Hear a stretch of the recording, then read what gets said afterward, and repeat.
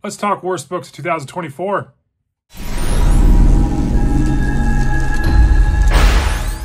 So I hope you appreciated that opening there. I didn't really know what I was going to do for this, but this is my 2024 list of books that were the worst books that I read in 2024.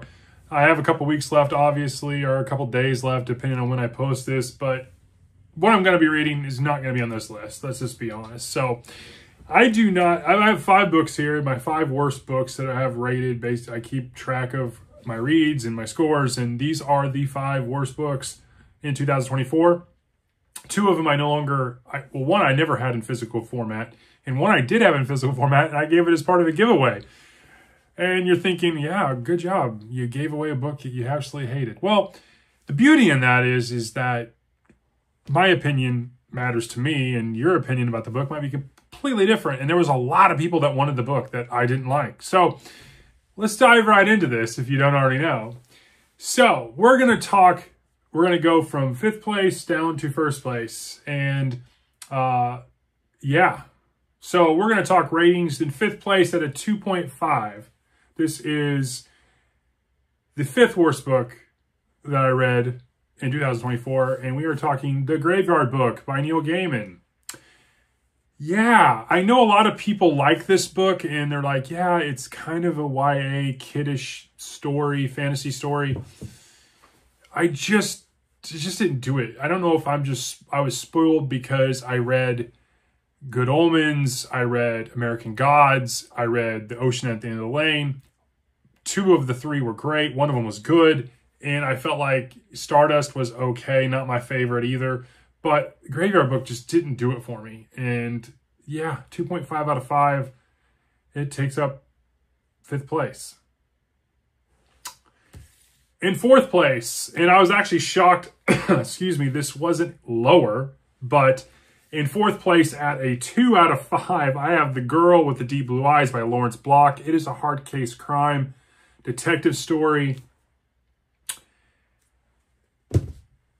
I can sum this book, you should check out my review of these books as well, but if I could sum up this book, this is Cinemax before Cinemax was known for being Cinemax. I mean, it is so spicy, like it's over the top. Yeah, I'm not a huge romance or spice fan. I don't mind a little romance and some scenes in my books, and you get a little bit out with Reacher and some of the other authors I read, but it's very tame, and it has its place, and I kind of accept it for what it is. This is just,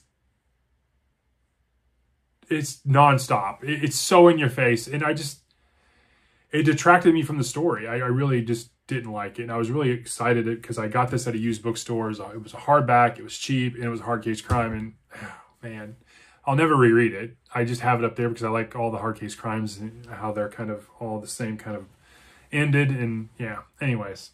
Yeah. In 4th place, The Girl with the Deep Blue Eyes, a 2 out of 5.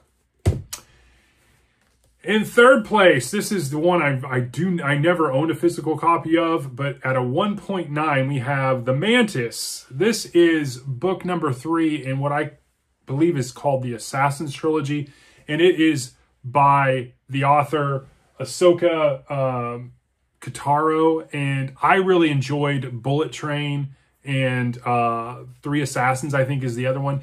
I really enjoyed those stories. I thought they were really engaging. They had different points of view. I really liked, especially like Bullet Train, you had the people, spy names were like Tangerine and Lemon, and it was fun. And if you've seen the movie Bullet Train, you can how it's kind of chaotic and all over the place. The book's kind of the same way, and it's really well done.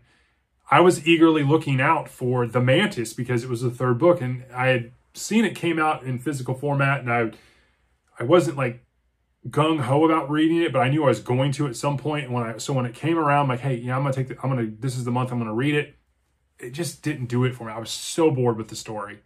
It was a singular point of view for the most part, and it just didn't do anything for me. There is a 4th book out now. I think it's Lucky Number 7 or something like that. I might read it. I might, but yeah, The Mantis was a 1.9, 3rd place. In second place, and I had this in physical form, but I gave it away, and it was highly sought because, again, I had got this hardback old book in great condition at a used bookstore. It is William Gibson's Neuromancer. I rated this a 1.5 out of 5, and I was excited. I had the copy of it. I always wanted to try, the steam, cyberpunk, kind of sci-fi book, and I was very excited to get into it, and it was I slugged through it. It was an honest slog to get through it. I just couldn't connect at all with any character. I was lost at places. I was just completely disinterested in the story at all. I know it's like a Sprawl trilogy or it's a Sprawl series, and I just have no desire to read any more from Gibson. And maybe that's just me. Sometimes you just don't connect with authors, and I just didn't connect at all with it. And so, in the top spot, I'm wondering if you can guess. So if you want to pause the video now at the 6-minute mark and guess, but this is also a 1.5, but I give it the top spot over Neuromancer because I had really high expectations. Now, I put this book off towards the very end because I was reading through this guy's entire collection so I could say I have, and he is one of my favorite authors. Stephen King's Sleeping Beauties, which he co-wrote with his son, Owen King.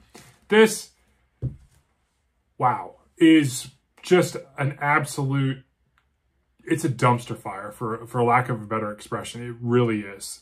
The parts that are written by Owen King are very noticeable. The parts that are written by Stephen King don't make a lot of sense. And the story in of itself is it's so boring, and there's nothing that I connected with at all. And I absolutely endured this 700-page book just so I could get through it to say I've read his entire collection. And I hate that because it's almost like you're hate reading a book, and I don't want to be like that.